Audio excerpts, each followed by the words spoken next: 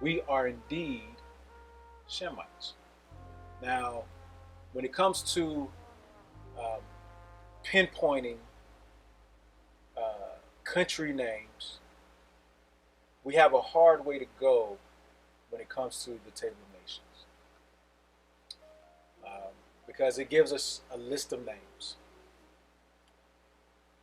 The children of Shem: Elam, Asher, Arphaxad, Lud, Aram, and the children of Aram: Uz, Haul, Hul, and Gether, and Mash. Now, if you're a careful study, you see that Shem and Ham also have descendants named Asher.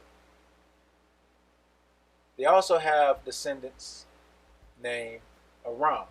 Now, the Hamitic Aram came on the scene years later, which is why when you read the Bible, Padan Aram is translated Mesopotamia, because there is an Aram who was a descendant of Ham. But Padan Aram is not of Hamitic origin. It is of Shemitic origin. And again, we pay attention, the Shemites and the Hamites did not share the same territory. All right, so how do we determine who or how the Africans are the people of Shem? All right, so let's go to 25. Verse 25. And unto Eber were born two sons. The name of one was Peleg, for in his days was the earth divided, and his brother's name was Joktan. Joktan begot Almodad, Shelef, and Hazarmaveth, and Jerah, and Hadaram, and Uzal, and Dikla, and Obal, and Abimael, and Sheba, and Ophir, and Havilah, and Jobab. All these were the sons of Joktan. And their dwelling was from Mesha, as thou goest unto Sephar, a mount of the east. These are the sons of Shem, after their families, after their tongues, and their lands, after their nations. These are the families of the sons of Noah, after their generations, in their nations. And by these were the nations divided in the earth after the flood. So when you hear a lot of people teaching on finding quote-unquote Africans in the Bible, they don't start here. They go to passages that have been translated Ethiopian and that sort of thing. But they don't tell you, if they know, that where the Bible translates Ethiopian, the name that is being translated is the name Cush. As we've seen, Cush is a son of Ham. He's not a son of Shem.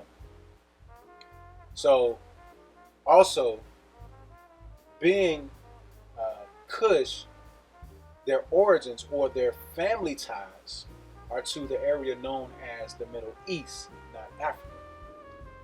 But how do we get to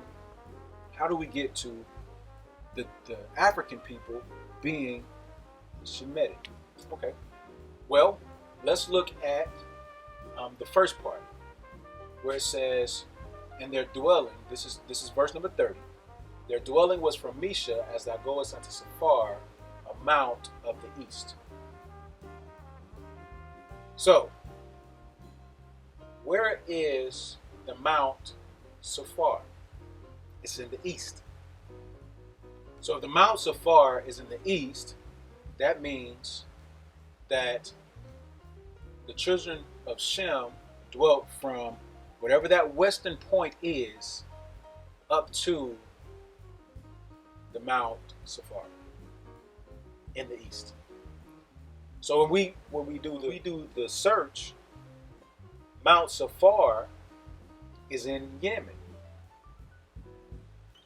It's a mountain range in Yemen.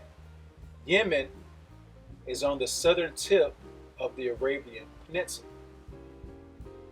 Now, a lot of theologians try to say that Mesha, being in the east, is actually, I'm sorry, Mesha being in the west is actually northwest, because they don't want to acknowledge the true direction or the directional pattern that they would have to follow.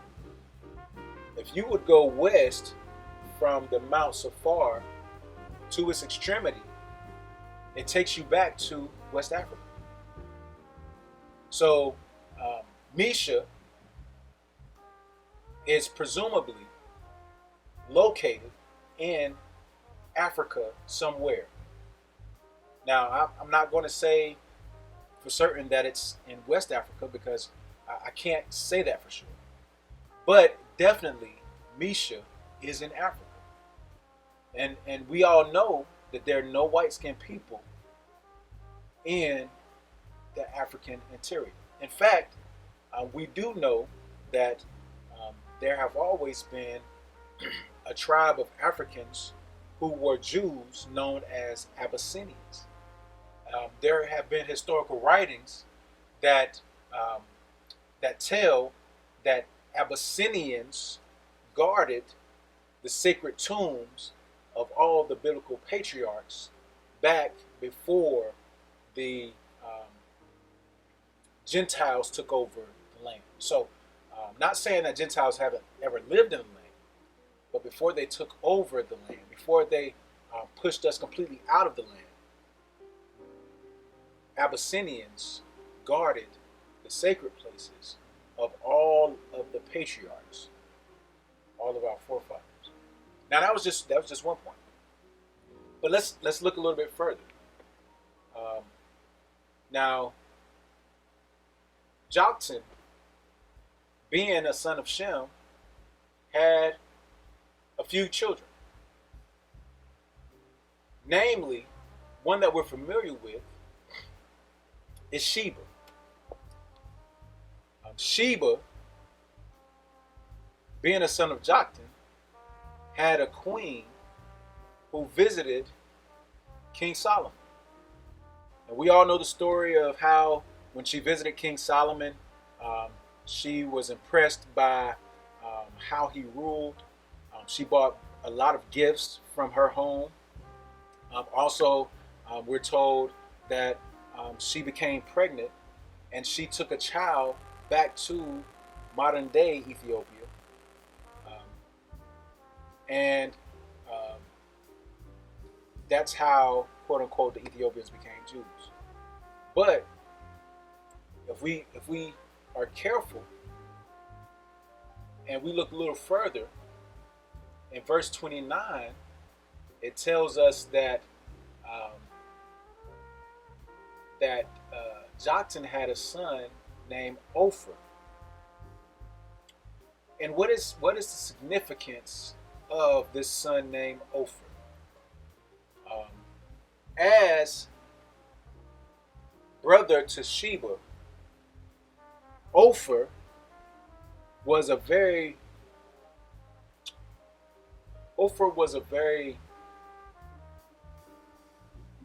special place to Israel, specifically to King Solomon. If we just look a little further into Ophir, 1 Kings 9:28, and they came to Ophir and fetched from thence gold 420 talents and brought it to King Solomon. Wow. 1 Kings chapter 10 verse 11.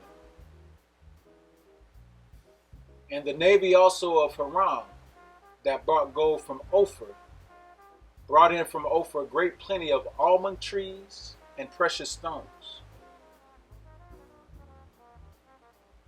Let's see, what else can we find about Ophir? 1 Kings 22.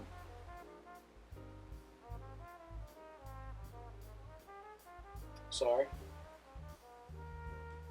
1 Kings 22:48.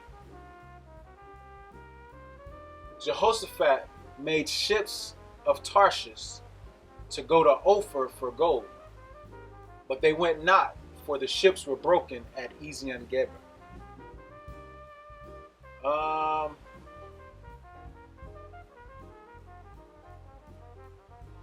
First Chronicles 1:23.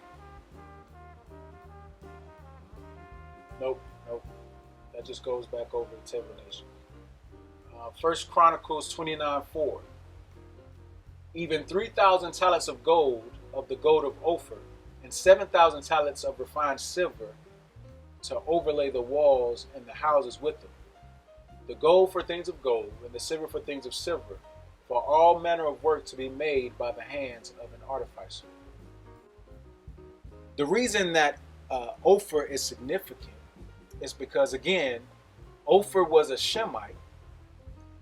Ophir was the brother to Sheba. We know the Queen of Sheba was of African descent. Many scholars try to say that she's from Arabia. But even being from Arabia, Ophir can't be from Arabia, because here Hiram needed ships to go to Ophir. It didn't say chariots. It didn't say wagons. It didn't say caravans. It said ships to go to Ophir. Also, King Solomon, the scripture tells us, had a fleet of ships on the Red Sea because he had a navy that sailed often to Ophir. Not just for gold and almond trees, but they got jewels, they got exotic animals, they got exotic plants, they got a number of things. So Ophir is, I believe, of African, what is known as African origin. So again, this is just to give a proper perspective. This is so that maybe, just maybe, somebody might say, oh my God, we've been lied to all this time.